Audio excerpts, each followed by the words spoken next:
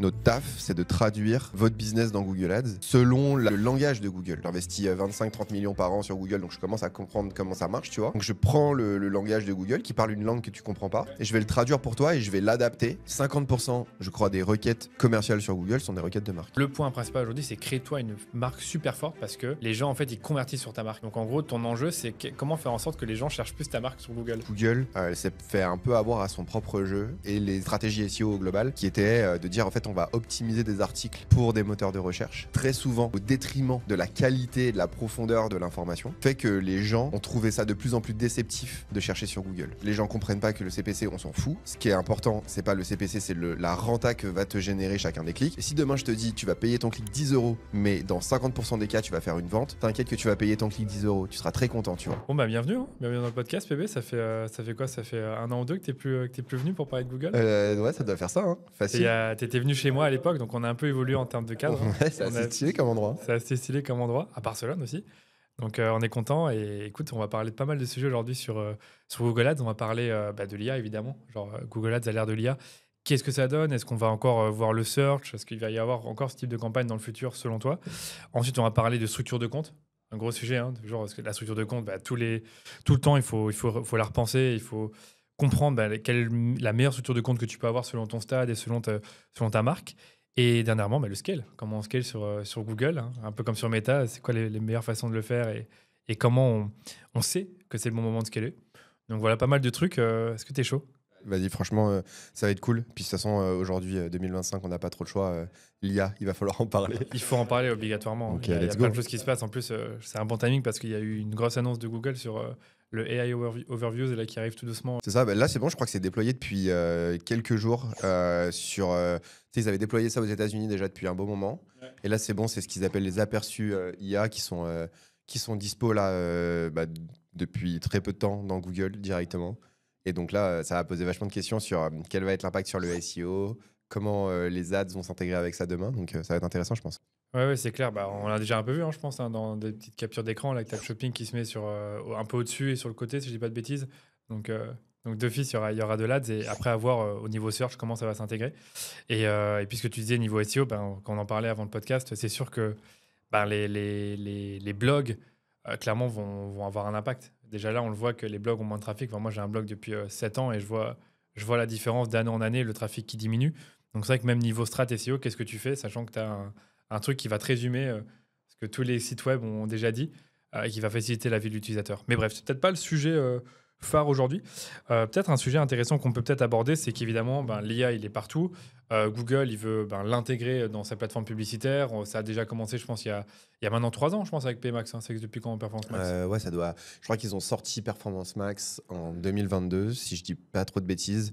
Ouais. En fait, ils l'ont sorti. Ouais, je crois qu'ils l'ont sorti en 2022. Ils ont commencé à le mettre en place, tu sais, en obligeant tous les annonceurs qui avaient des campagnes Smart Shopping à l'époque. Et ils les ont passés automatiquement en Performance Max à ce moment-là. D'ailleurs, c'est marrant parce que encore aujourd'hui, dans Google Ads, tu peux voir dans type de campagne, il y a 2 types de Performance Max. Il y a Performance Max et Performance Max migrée. Et cette Performance Max migrée, c'était celles qui sont, c'était les anciennes Smart Shopping qui n'existent plus aujourd'hui. Ouais, c'est ça. Ouais, c'est comme Meta. Hein. Meta, je pense que qu'est-ce que je dis, Advantage Plus, il est arrivé fin 2022. Et puis après, un peu comme Perfmax, on faisait le parallèle. C'était une boîte noire et il n'y avait aucune option de paramétrage, en tout cas quasiment pas.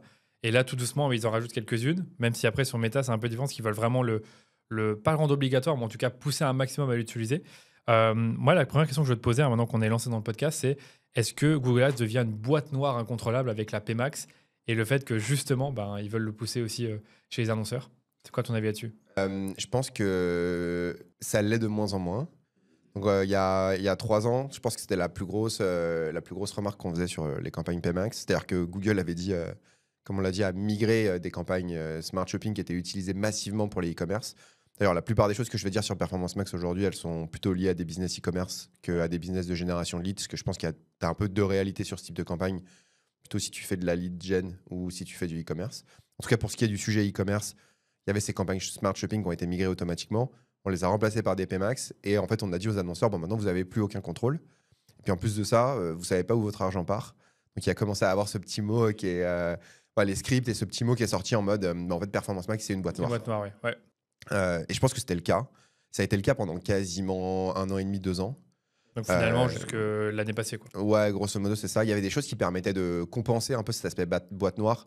On a parlé un petit peu avec les différents scripts, notamment le script d'un Australien qui s'appelle Mike Rhodes, qui a permis en fait de redonner de la vision sur la répartition des ventes par canaux, enfin des dépenses par canal. Ouais, c'est incroyable parce que donc c'est un mec qui a inventé ce script et puis après tout le monde a commencé à l'utiliser parce que toutes les agences qui se respectent l'ont ce script-là. En tout cas, nous, à chaque fois qu'on analyse des PMAX, on prend ces scripts. Mais là, si je dis pas de bêtises, depuis quelques mois, ou en tout cas, ils ont dit qu'on allait pouvoir voir par canal la dépense où est-ce qu'elle va. C'est ça. En gros, là, ils ont annoncé un format bêta qui commence à être déployé, je crois, sur certains comptes américains, où on va pouvoir voir dans EP Max la répartition des dépenses en fonction des différents canaux. Je me rends pas compte à quel point ça va aller loin, cette vision-là. Euh, le truc qui est intéressant là-dedans, c'est que ça va poser un peu deux questions. Ça va être de dire, OK, maintenant, donc dans PMax, on a Qu'est-ce que cette je fais? vision. Est-ce que je peux exclure ou pas exclure? Voilà, et la deuxième chose, c'est est-ce que du coup, maintenant que j'ai cette vision, est-ce que je vais pouvoir contrôler mon attribution budget? Est-ce que je vais pouvoir dire à ma PMax, bah en fait, non, fais plutôt du shopping ou fais plutôt du display ou t'as pas le droit de dépenser plus de temps sur tel ou tel canal, tu vois? Moi, j'ai un doute. Tu penses que ce qu'ils vont faire te permettre de. Bah, en tout cas, ils ouvrent une boîte tu vois, une porte ou une boîte en mettant ça nativement dans la Performance Max. Puisque, en fait, ils vont dire, voilà, maintenant, comment votre argent est dépensé. C'est ça. Mais la question, c'est est-ce que tu pourras tout contrôler, tu vois? Bah, ils vont être obligés de le mettre en place si leur Performance Max font n'importe quoi, tu vois. Je donne un exemple sur Meta. Sur Meta, dans l'Advantage Plus Shopping, tu peux paramétrer deux types d'audience. Les audiences de clientèle existante. Tu as les audiences impliquées. Donc, clientèle existante, c'est là tu vas mettre tous tes clients. Donc, des fichiers CRM, des fichiers basés sur. Enfin, des audiences basées sur ton pixel. Et tu peux dire, tu dépenses pas plus de 5% ou 10% du budget sur ces audiences-là. Par contre, les audiences impliquées, qui sont en gros tes visiteurs, les personnes qui ajoutent des produits au panier, etc., là, tu peux juste voir s'ils ont effectivement acheté suite à une campagne Advantage Plus, mais tu ne peux pas mettre un maximum de dépenses sur ces audiences-là. Tu vois ce que je veux dire? Donc en gros, tu fais du retargeting sans le vouloir. Et c'est ça que je te disais tout à l'heure que, en gros, la vision de Meta, c'est de rendre l'Advantage Plus un peu généralisé, de façon à ce que tu mettes ça, enfin que tu utilises ces types de campagnes-là et que tu n'utilises plus les campagnes manuelles, où là, tu peux dire je fais du trafic froid ou du trafic chaud. Là, du coup, eux, ce qu'ils veulent faire, c'est que tu fais tout dans ton Advantage Plus Shopping, retargeting, acquisition. Et effectivement, tu peux contrôler la dépense sur les clients existants. Je pense que ça, c'est intéressant sur Meta, parce que sur Meta, tu as des limites d'audience sur ton remarketing qui sont beaucoup plus petites que sur Google.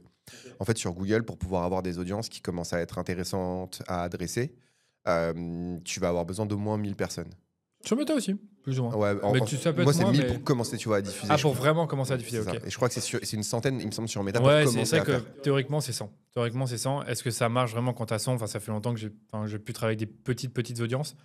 Honnêtement, je pense que c'est très, très léger. Quand t'as 100 personnes en audience ou 200, ils diffusent à peine. C'est ça, mais imagine-toi que du coup, sur les audiences Google, c'est 1000 pour commencer, mais c'est pas vraiment 1000 personnes, parce que c'est 1000 qu'il est capable d'identifier. Donc en fait, la réalité, c'est que c'est potentiellement plutôt 1500, 2000 en fonction du taux de matching qu'il va avoir.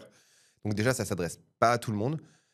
Et dès que tu vas vouloir aller très granulairement sur certaines options, sur certaines actions, je sais pas, par exemple, je veux adresser les gens qui ont ajouté au panier.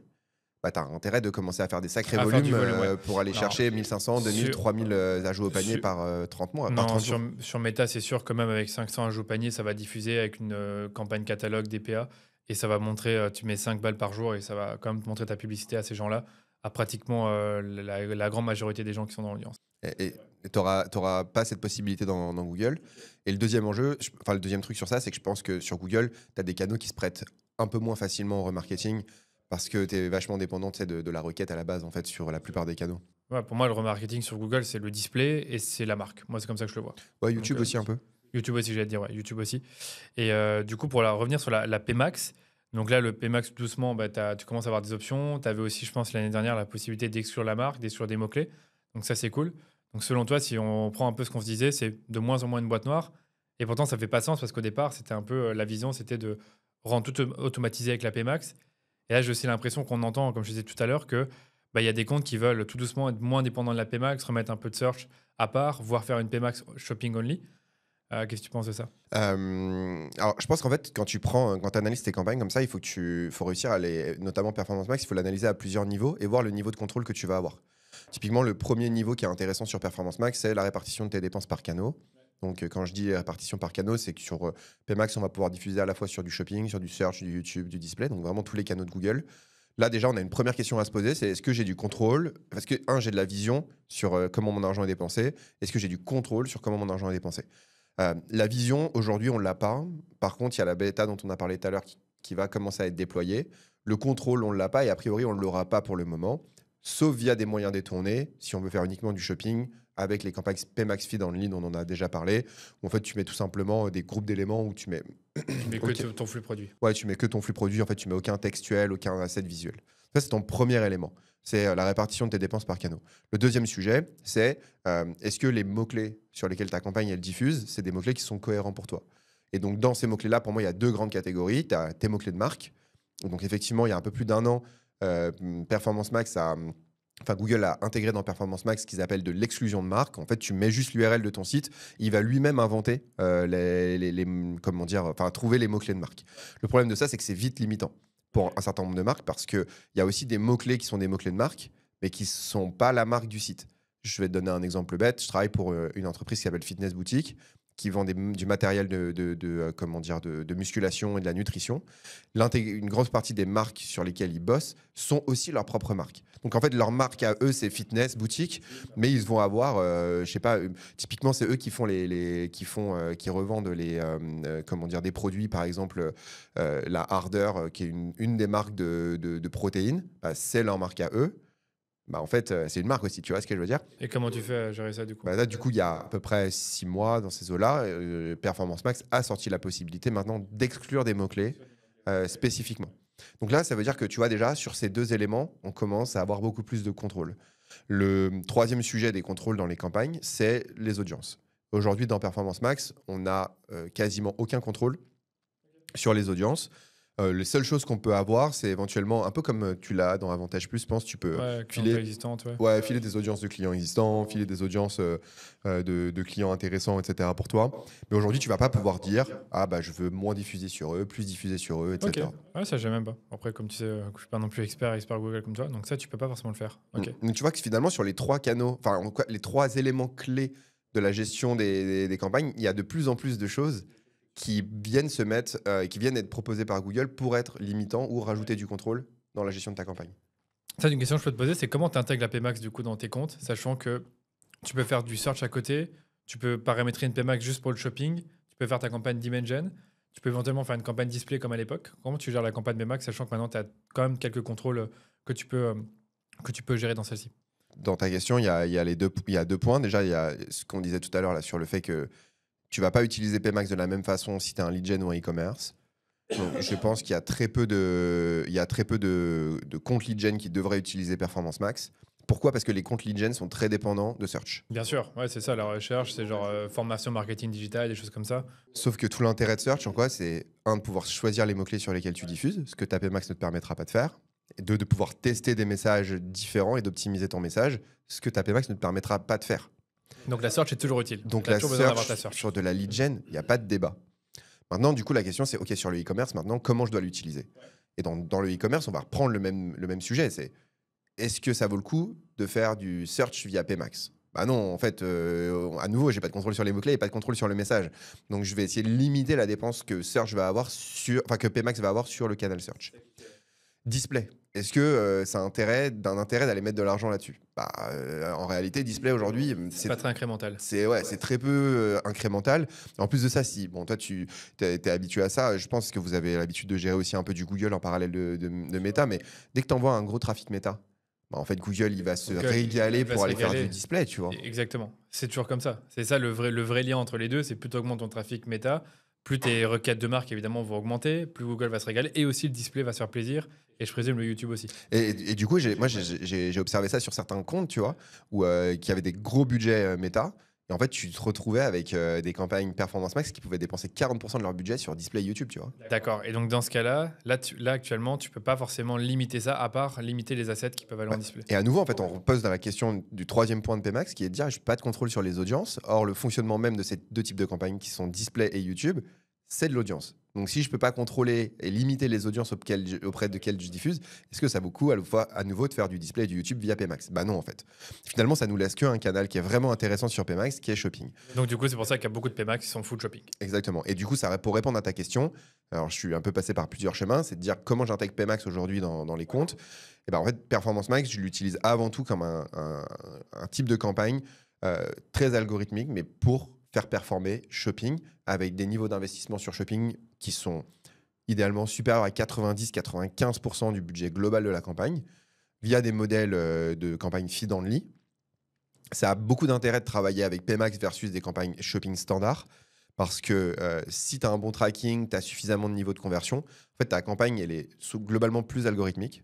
Elle performe globalement assez bien à partir du moment où tu la pousses à aller faire du shopping. Ouais, et que tu optimises bien ton flux produit. Que tu On en optimises avait bien parlé ton flux avec produit. les titres. Ça, je trouve que c'est intéressant. Ce que tu m'avais dit, c'est le fait d'utiliser l'IA pour générer des titres vraiment bien optimisés pour ta shopping. Et je suppose qu'après, ça va bien aider ta PMax à se positionner sur plein de mots-clés intéressants. Ouais, c'est ça, parce qu'en fait, Shopping, justement, l'intérêt de Shopping, c'est que l'optimisation de Shopping, elle est pas dans la campagne à proprement parler, ou moins dans la campagne à proprement parler, elle est dans le flux Shopping. Dans le flux, dans les titres. Est-ce que ça optimise avec les images aussi, je pense? Alors les images, Pas tu peux forcément. faire des choses. Maintenant, tu as des outils de flux qui te permettent de faire des AB tests d'images pour voir lesquels ont des meilleurs CTR. Ok, je savais pas. C'est plus difficile à gérer parce que c'est très difficile de faire. Tu peux pas vraiment faire du vrai AB test, c'est dans des conditions d'affichage 50%, etc. Mais c'est intéressant quand même de pouvoir le tester. Mais du coup, ce qui fait qu'en fait, l'idée, c'est de pouvoir quand même avoir gardé du contrôle. Et c'est pour ça que le flux shopping, tu vas pouvoir garder du contrôle en optimisant ton flux shopping. Et PMax devient un moyen de diffuser dans ton flux shopping. L'autre sujet avec PMax, c'est pourquoi aujourd'hui on utilise majoritairement PMax dans la vaste majorité de nos comptes. C'est parce qu'en fait, il y en a beaucoup qui sont. Tu sais, il y a ce gros truc de dépémaxiser les comptes. Je pense qu'en e-commerce, c'est un très mauvais choix. Donc, dépémaxiser, ça veut dire Tu retires supprimer la toutes les PMax. campagnes PMax Et tu d'un fais compte. shopping, Shopping search, standard, display, etc. dimension, etc. Sauf que les gens oublient deux trucs. C'est que, premièrement, Google a été très malin sur ça. C'est que dans les shopping standards, ils ont supprimé toutes les stratégies d'enchères qui sont vraiment intéressantes et qui ne sont disponibles que dans PMax.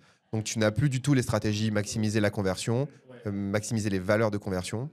Tu as uniquement ROAS cible et je crois CPC manuel, un truc comme Et ça. CPC manuel, ok, d'accord.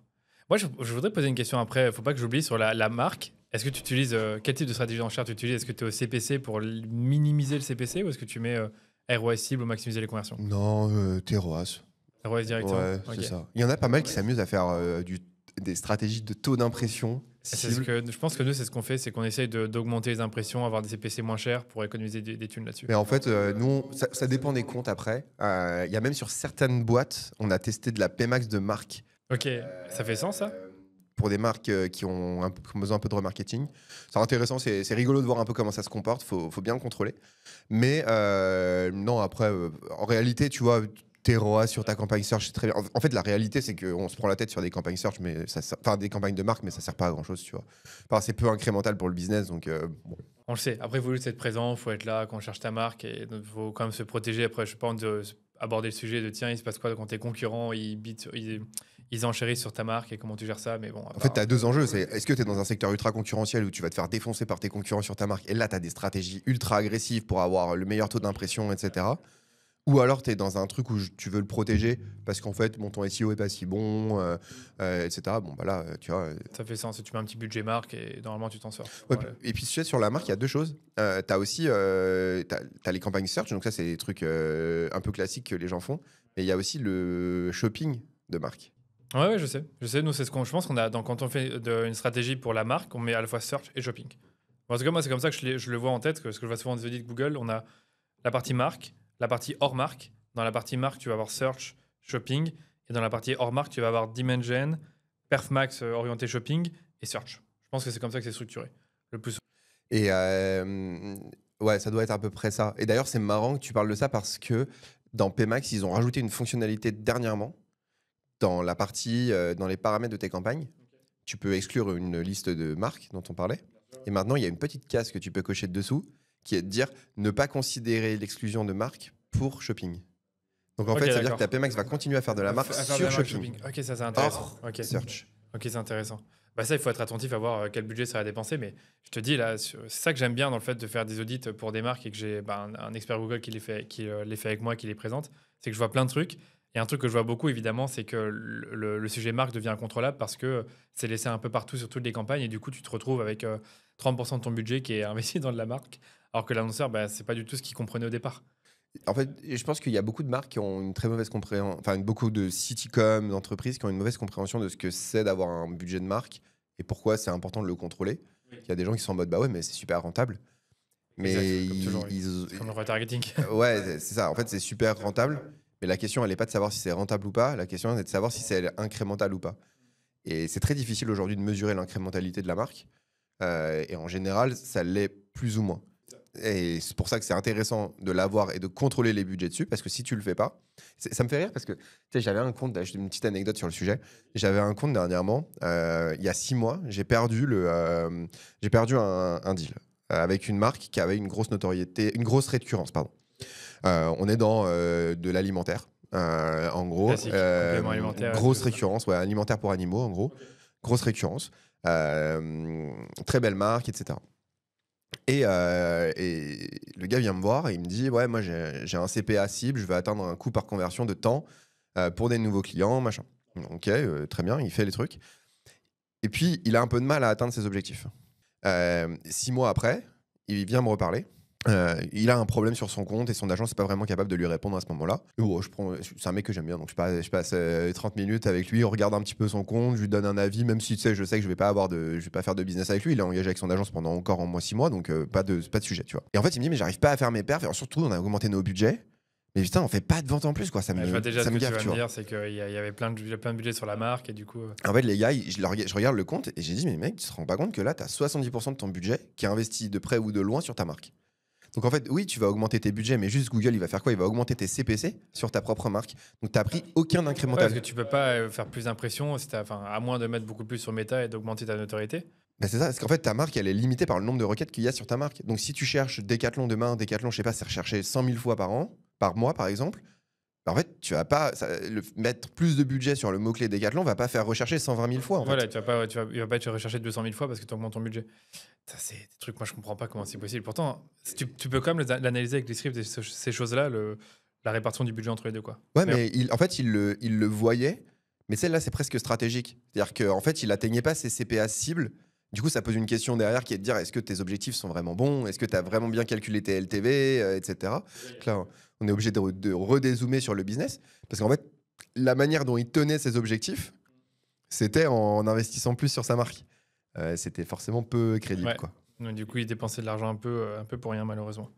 Ok, bah écoute, on a fait le tour sur, je pense, notre boîte noire, finalement, pas finalement si incontrôlable que ça, et sur Bah, en tout cas, de l'avenir moins du en moins. search.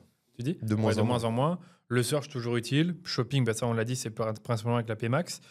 SEO, tu veux dire un truc là-dessus? Quelles seront la place des contenus organiques SEO dans une stratégie orientée PMax, IA? Franchement, je sais pas. Ça me fait un peu peur l'avenir du SEO. En fait, je sais pas comment Ouais. toi tu le vois. Est-ce que on en parlait tout à l'heure avec les blogs, mais Ah, moi, je te dis, mon blog, j'ai un peu abandonné. Hein. J'ai un peu abandonné parce que voilà, le trafic qui baisse. Tu as les AI overviews maintenant. Donc, comme je te dis, pour moi, ça va résumer ce qu'il y a dans les articles de blog. Tu as ChatGPT, évidemment, qui est pas mal adopté. Je pense qu'il y a plus de 300 millions d'utilisateurs dans le monde, ou minimum. Peut-être 500, je sais pas si je dis une bêtise, mais il y a quand même beaucoup de gens qui l'utilisent. Alors oui, on parle d'optimiser tes contenus pour l'IA. Bon, ok, mais au final, ils vont juste apparaître sur un moteur de recherche boosté à l'IA comme ChatGPT, Perplexity ou AI Overviews. Donc c'est vrai qu'est-ce qui accorde un enjeu niveau SEO. C'est vrai qu'on n'est tous les deux pas des experts du SEO. Par contre, on a des blogs, on a eu des stratégies comme celle-ci. Et moi, en tout cas, à titre personnel, j'investis encore un peu de budget sur le blog. C'est-à-dire, on essaie de créer des articles une fois ou deux par mois, d'en créer un ou deux. Moi, je vois qu'ils sont plus lus, ces articles-là.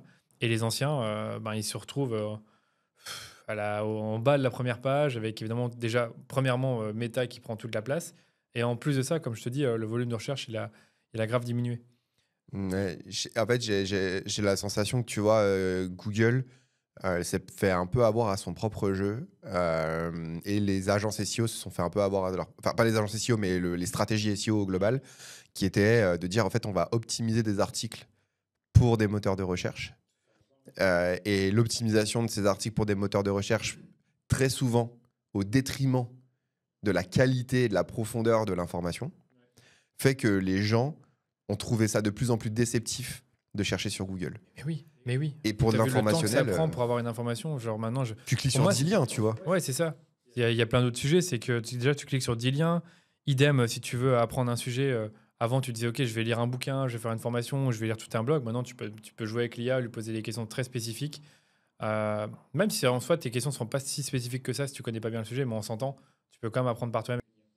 Ouais, et en fait, ce qui est intéressant de voir dans ce truc-là, c'est que je pense que tu as toutes les requêtes informationnelles, Ouais. très haut de tunnel. En fait, tous les articles génériques que les gens ont fait, ça ne sera quasiment plus lu, en fait. Voilà, moi, en tout cas, c'est ma théorie. Voilà, c'est ma théorie, c'est que les articles super génériques, pas forcément indispensables, c'est bien d'en avoir des articles beaux fous, etc. Pour tes prospects chauds, tu les envoies.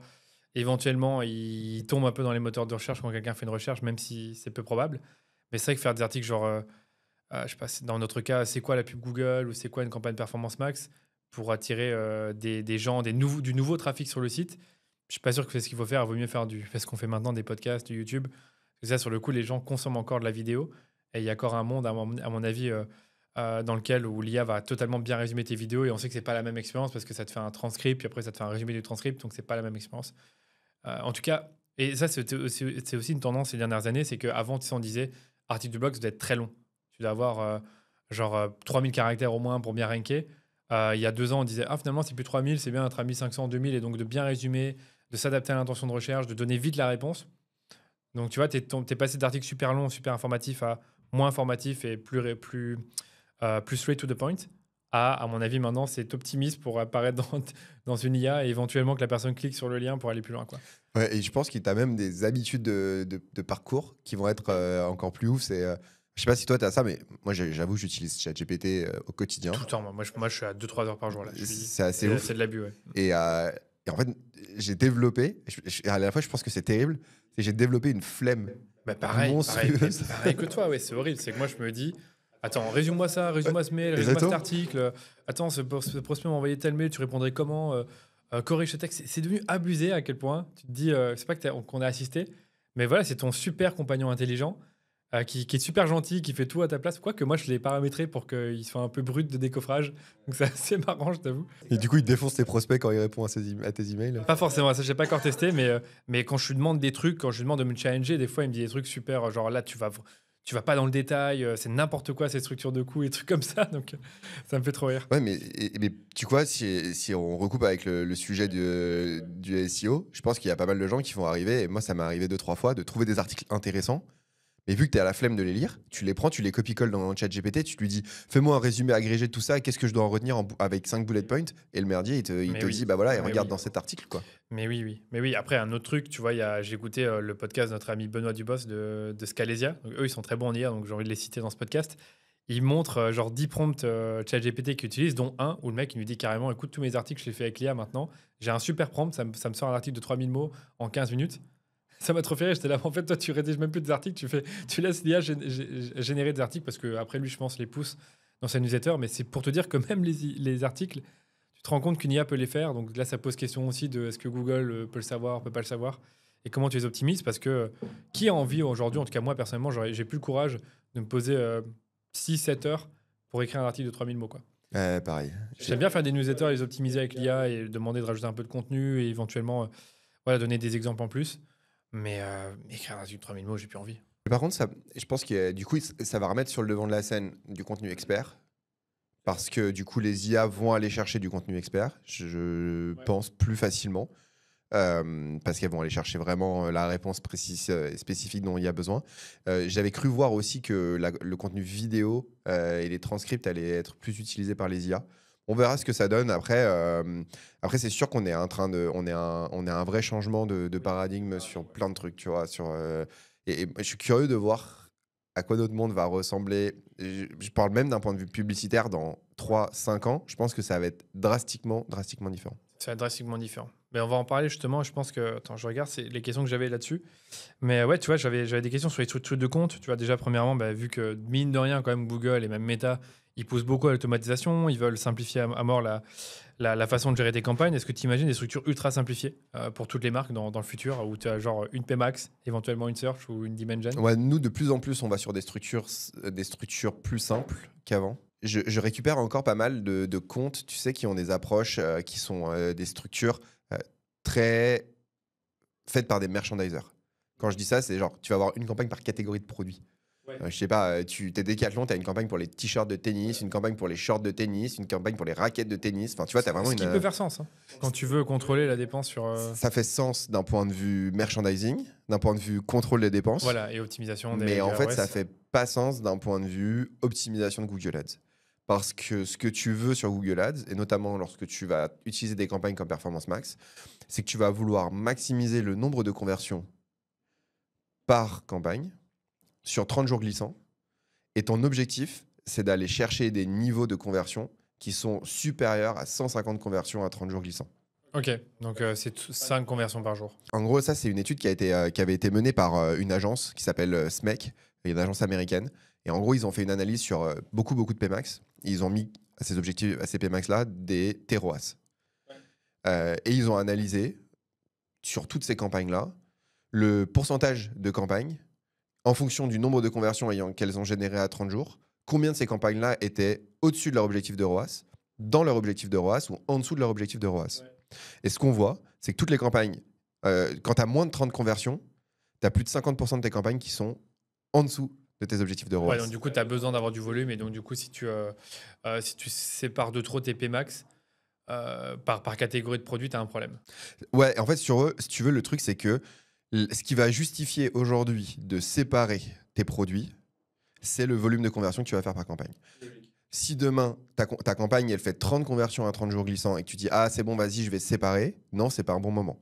Tu vas commencer à vouloir séparer à partir du moment où ta campagne, elle va aller taper 100, 150, 200 conversions, 30 jours glissants. Ce qui fait sens. Là, ça fait tu sens. commences à avoir du budget, tu commences à être un plus gros poisson, etc. Ou alors, tu as des CPA qui sont très bas. Mais moi, ce que j'entends beaucoup, tu sais, c'est les stratégies produits zombies, produits, qu'on appelle ça encore, les produits top performers, ou éventuellement les flop sellers, les top sellers. Et là, tu les sépares. Est-ce que ça, c'est un truc que tu fais encore beaucoup finalement? Comme tu dis, tu attends de voir le volume de conversion idéal de 150 par mois afin de voir si tu sais. Ça, là, du coup, ça dépend du ratio budget que tu as. En tout cas, ce qui est sûr, c'est que la notion de nombre de conversions, ça donne. On passe dans une fuite en avant sur le budget. Ouais. Ce que je veux dire par là, c'est que si tu considères qu'il te faut au moins 60 à 90 minimum conversions sur 30 jours glissants et que tu as un budget de 3 000 € par mois, il n'y a aucun monde dans lequel ça. Ouais, c'est parce que là, tu as 100 conversions. Admettons que tu en veux 100, il faut avoir un CPA à 30 balles et puis après, tu as d'autres campagnes à côté. Donc, tu vois ce que je veux dire? Là, on parle d'une campagne. Hein.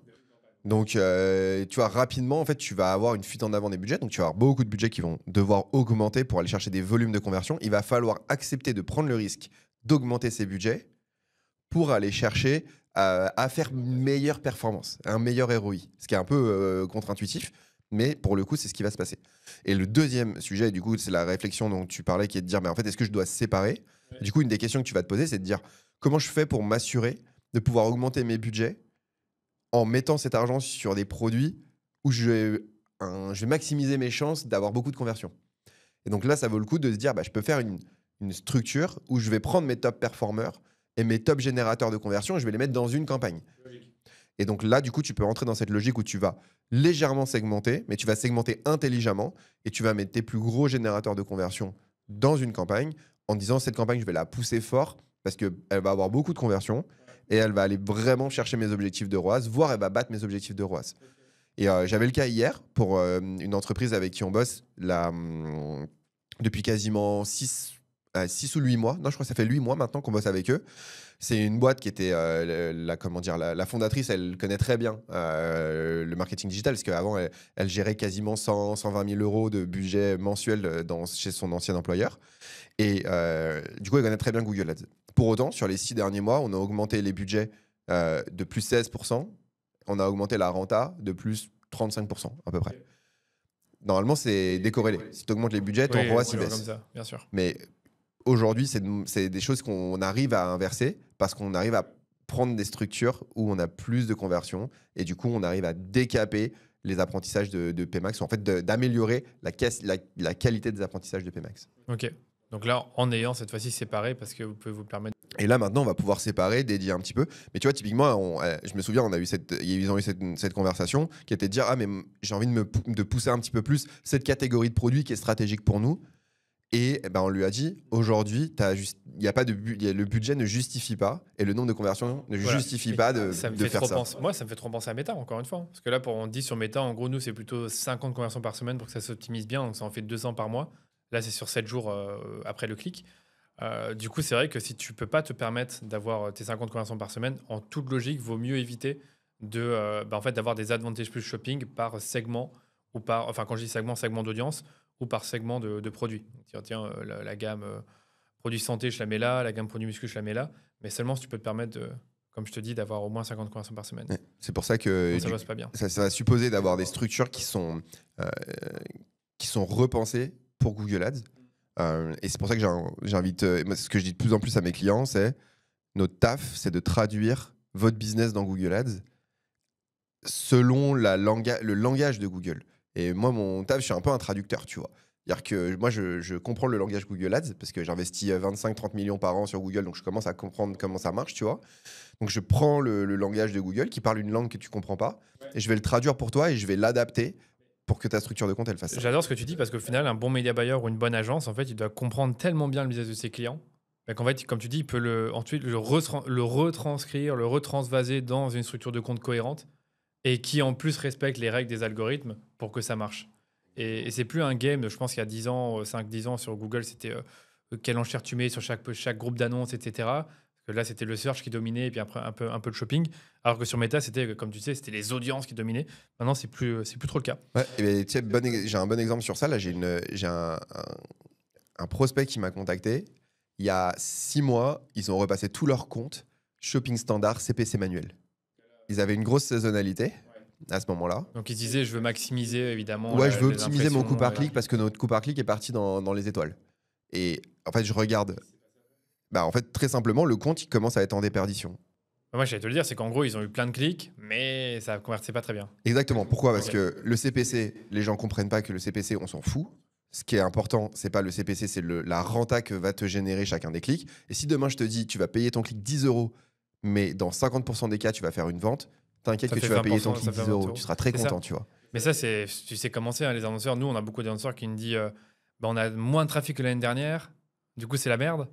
Mais ils font le même chiffre d'affaires ou ils font une progression. Non, mais là, c'est le cas. C'était le même CA pour moins de budget. Donc, j'étais là en soi, j'entends le point comme quoi il faut plus de trafic pour aller faire plus de CA et grandir, mais dans le même temps, tu as dépensé moins d'argent et tu as le même CA. Chaque année, les CPC augmentent sur Google. Et pour autant, moi, j'ai globalement chez mes clients une progression des rentas. Ouais. Ça aussi, c'est un autre sujet sur Meta, mais sur Meta, depuis 2 ans, ils sont hyper forts à ce niveau-là, quoi, pour te justifier davantage les ROS, la performance des campagnes. Je trouve qu'il y a 2-3 ans, il y a 3 ans, je dirais, les performances étaient assez dégueulasses, surtout avec tous les problèmes d'enjeux de tracking qu'il y a eu. Et maintenant, grâce au fameux Advantage Plus Shopping, etc., ça s'est grandement amélioré sur plein d'annonceurs. En tout cas, on est toujours sur des niveaux assez justifiés, alors que, comme tu dis, nous, c'est plutôt le CPM qui augmente année après année, qui fait augmenter ton CPC si tu n'arrives pas à maintenir des bons taux de clic, tu vois. Et tu penses quoi des plateformes d'attribution ? Est-ce que tu as des clients qui en utilisent ? Parce que j'ai la sensation que malgré tout, l'amélioration des algos, il y a plein de clients qui sont en mode non mais moi j'ai envie de savoir d'où viennent les ventes, est-ce que c'est Meta, est-ce que c'est Google ?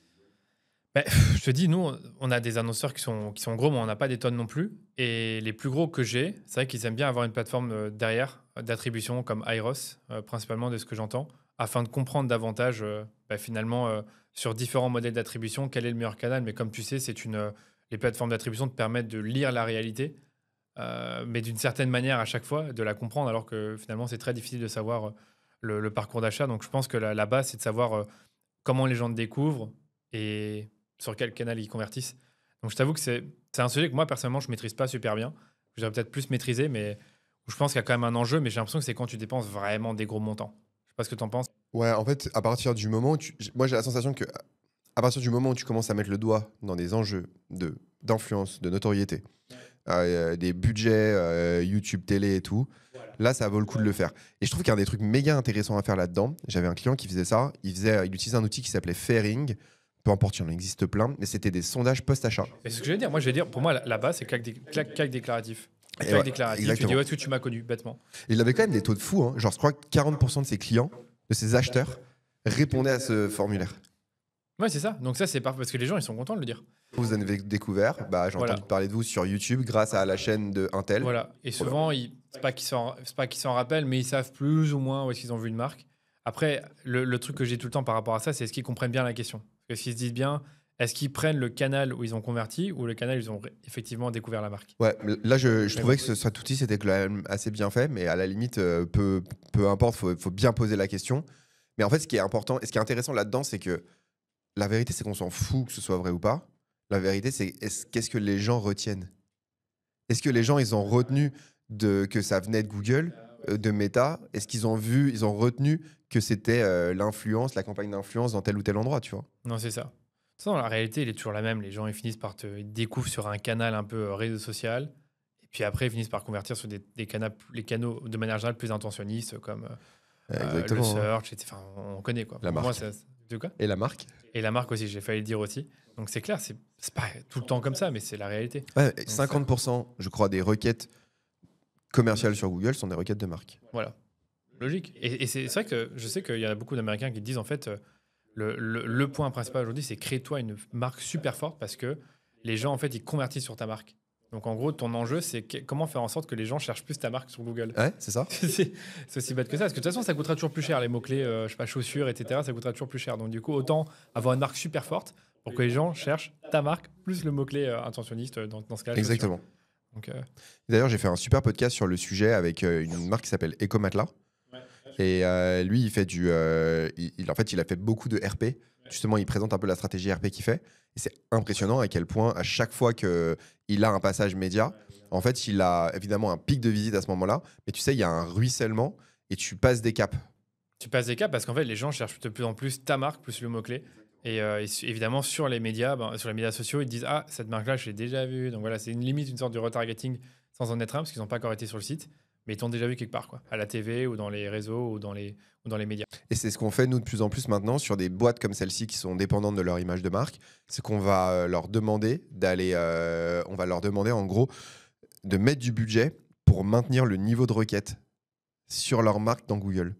Et du coup, l'objectif qu'on va se fixer, on va dire, on va se donner 6 mois. Et il faut qu'en 6 mois, on réussisse. Là, par exemple, je sais pas, on va dire un truc bête. On voit que le nombre de requêtes moyennes qu'on a sur notre marque, elle est de 7000 requêtes par mois. On est en perte de moins 10% depuis les 6 derniers mois. Il faut qu'on se remonte, on remonte le nombre de requêtes qu'on a sur notre marque. Et donc, on va lancer des campagnes de notoriété à travers les différents Voilà. canaux. Ça peut être Dimension, ça peut être Meta. Ouais, Meta, ça etc., peut être YouTube, influence, peu importe. Ouais. Mais on veut remonter les requêtes de marque parce que ça veut dire que les gens ne nous connaissent pas sinon. 100%. Écoute, on a pas mal fait le tour. Moi, j'ai peut-être encore 2-3 questions pour terminer. Structure de compte, on a fait le tour, mais moi, peut-être une question que j'aime bien, c'est entre un e-commerce qui fait moins de 50 000 euros par mois de budget et un qui fait plus de 500 000 euros de budget par mois, c'est quoi les genres de structures que tu pourrais recommander là, comme ça, à chaud? Question compliquée et question intéressante parce qu'il y a plein de questions il y a plein de sujets derrière. Sur un compte qui dégénère 50 000 euros par mois, déjà, premier sujet, c'est ce qu'on a dit tout à l'heure, le nombre de conversions que tu vas avoir par campagne. Voilà, on revient sur les bases et tu fais tes calculs. Ouais, exactement. Je gère aussi un compte qui dépense 500 000 euros par mois. Donc, c'est aussi assez intéressant. Mais là, on est sur des comptes. Eux, il y a d'autres enjeux sur ce compte-là. Ça va être aussi le nombre de références produits. Voilà, ils ont genre 2000 références, du coup. Ils ont plutôt, on parle de 5 000. millions de références. Wow. Donc, quand tu commences à parler de millions de références dans du flux shopping, là, on a deux enjeux qui sont présents. On a un premier enjeu qui est évidemment un enjeu de rentabilité sur les campagnes. On veut optimiser la rentabilité. Mais on a un deuxième enjeu qui est un enjeu de diffusion. Parce qu'en fait, on va être en capacité aujourd'hui d'aller diffuser sur 3-4% du catalogue. Pourquoi? Parce que Google a un effet de concentration de tes budgets sur shopping. Qu'en fait, tu as 4-5% de ton catalogue qui est réellement Qui est diffusé. réellement diffusé parce qu'il est rentable. Parce qu'il est rentable ou parce que Google a réussi à trouver les requêtes, etc. Mais du coup, tu te dirais, attends, s'il faut que je réussisse à diffuser sur 90% de mon catalogue, il faudrait que je mette quoi comme budget? Et en même temps, tu es en mode, il y a 95% qui ne diffusent pas. Donc, le potentiel de best-seller qu'il y a dans ces 95%, il est ultra énervé. Énorme, exactement. Et donc là, comment tu travailles des structures, des structures qui te permettent d'aller faire de la découverte de campagnes, de nouveaux produits. Et d'ailleurs, ce qui est marrant, c'est que sur ce compte, je crois qu'on a créé une dizaine de campagnes zombies selon des critères différents. Et en termes de ROAS, c'est parmi les campagnes qui performent le mieux. Alors, elles n'ont pas les niveaux de budget des top, tu vois. Les zombies, c'est des produits qui ont un bon. Parce que moi, vas-y. qui n'ont pas diffusé en gros. Qui n'ont pas diffusé, mais qui ont du potentiel. En fait, en l'occurrence, juste la définition de zombie, c'est 0 € de budget diffusé. Ok, d'accord. Et nous, ce qu'on a pris en compte, c'est qu'on a rajouté de la donnée e-commerce. C'est-à-dire que ça peut avoir 0 de diffusion sur Google et c'est pas pour autant que ça n'a pas de vente sur le site. Donc on a pris des critères. Voilà, c'est ça. On a pris des critères sur le site. Et je crois que du coup, dans les critères qu'on a, c'est des produits qui ont fait 0 de budget Google Ads, mais qui ont fait des ventes sur je crois que ça doit être les 6 derniers mois sur le site. Et après, je crois que c'est les catégories zombies. Chaque campagne a une catégorie produit différente. Qui étaient les catégories les plus stratégiques pour la société. Okay. Et là, du coup, tu commences à avoir une vision. Et en fait, ce qui est marrant, c'est que oui, tu n'as pas les niveaux de diffusion de tes top sellers, mais d'un point de vue ROAS, en fait, ça génère de la conversion quand tu commences à mettre du budget dessus. Et donc, ça te permet d'augmenter stratégiquement le budget du compte sans forcément augmenter le budget de la shopping principale avec tes top sellers. Ça te permet d'ouvrir du coup, sur des comptes très gros comme cela, tu vas commencer à ouvrir en fait tout simplement le reste de ton catalogue shopping qui était peu ou pas diffusé auparavant. Voilà, finalement, ça me fait penser à Meta, c'est que tu complexifies le truc pour être certain de diffuser tout ton catalogue parce que tu sais que l'IA va toujours se concentrer sur ce qui performe le mieux et sur sur quoi il y a le plus de requêtes. Donc, logique. Okay. Voilà, je sais pas si c'est que comme ça qu'on gère un compte à 500 000, mais en tout cas, voilà. Disons que tu t'amuses et que tu te contentes pas juste d'avoir une PMax, une campagne de marque et une campagne de search. Tu fais beaucoup plus que ça. Bien sûr, il faut aller en profondeur et surtout, c'est juste si tu remets en perspective des boîtes comme ça, tu mets 500 000 si tu as un ROAS de 5 ou de 6, qui n'est pas totalement déconnant. Ça veut dire que littéralement, Google pèse 3-4 millions d'euros de chiffre d'affaires par mois. Tu envoies quelques personnes au chômage si tu fais des mauvaises optimisations. Ouais, t'as de la pression là. C'est un gros sujet. Écoute, on a fait le tour. Pour moi, j'ai peut-être toujours des sujets sur le scaling, mais on en a déjà quand même pas mal parlé. Peut-être rapidement, à quel moment tu sais que tu peux scaler un compte Google? À quel moment tu as des bons signaux pour te dire je scale? En fait, ce qui est marrant sur le scale, c'est que nous, il y a que il y a 2 critères qu'on va prendre en compte. COS, pourcentage de ton chiffre hors taxe que tu mets dans Google. Tant que ce COS il est inférieur à ton objectif, let's go en fait. T'augmentes ton budget. Mais c'est ton COS Google, hein, par contre. Ou un COS générique sur Meta? Non, Google, en gros, c'est un COS générique. Donc je prends mon CA hors taxe. Imagine, je fais 100 000 € par mois de chiffre d'affaires à l'échelle de mon site. Je sais que Google, je suis prêt à mettre, parce que c'est un gros canal pour moi, je suis prêt à mettre, vu ma structure de marge, 10%, pour faire simple. Okay. Donc mon budget sur le mois, c'est 10 000 €. C'est ça. Donc là, c'est ton COS Google. C'est mon COS Google en l'occurrence. Ouais, okay, après, tu peux avoir un COS Meta en fonction du nombre de canaux. Voilà, COS Meta ou COS général acquisition. Ouais, ou acquisition, et après tu le redécoupes par canal. Enfin voilà. Et en gros, là, ce que tu fais, c'est que tu fais ça. Et une fois que tu as ça, en fait, tu sais que tu seras toujours dans ton bon niveau d'investissement par rapport à ton chiffre d'affaires. Donc dès que tu commences à augmenter tes invests, normalement, si tout se passe bien, ton CA augmente et donc ton invest continue à augmenter. Et ce que tu veux pas faire, c'est tu veux pas augmenter ton ROAS.